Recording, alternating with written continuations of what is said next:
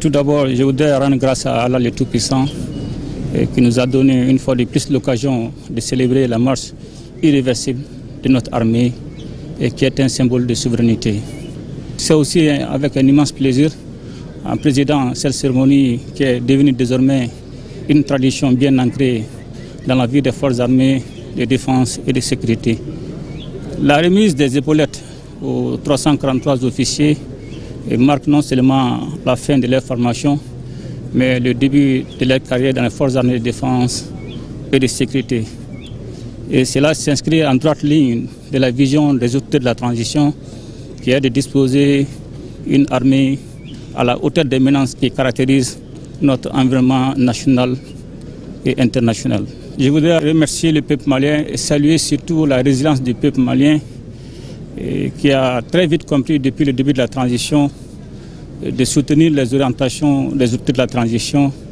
et qui est de refonder notre outil de défense. Et le président Goïta de poursuivre que défendre la souveraineté et la maintenir se réalise avec une armée digne de ce nom, répondant aux exigences des défis actuels liés à la lutte contre le terrorisme. Et cela passe forcément par les ressources humaines, c'est-à-dire bien recruter, avoir une formation adaptée et assurer le bien-être non seulement du soldat et de sa famille et améliorer les conditions de vie et de travail. Et cela passe forcément aussi par les équipements des forces armées et de défense à la hauteur de la menace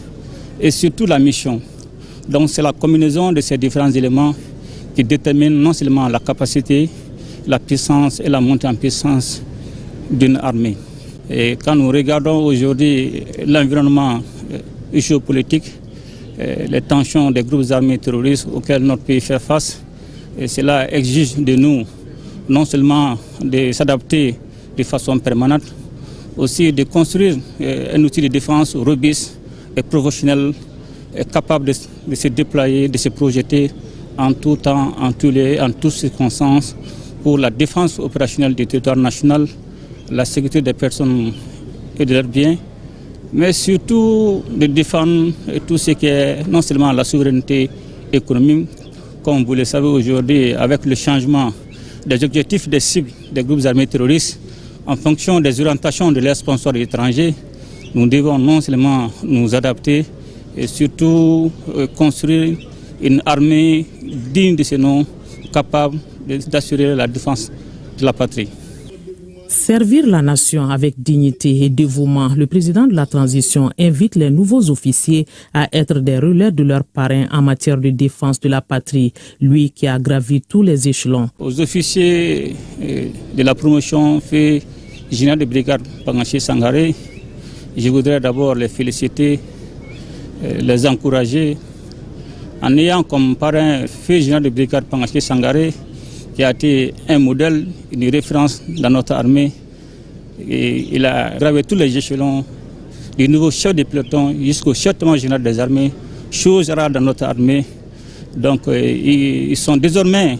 appelés non seulement à ne pas démériter, à faire preuve de leadership, d'engagement et surtout de professionnalisme. Ils doivent désormais retenir que la puissance d'une armée ne vaut que par la valeur des hommes et des femmes qui la composent.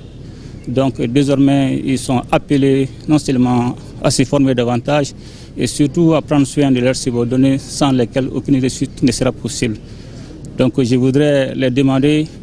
que face à la complicité et à la menace terroriste, ils doivent avoir un esprit de sacrifice, un engagement constant et surtout une détermination et une dignité face à l'adversité.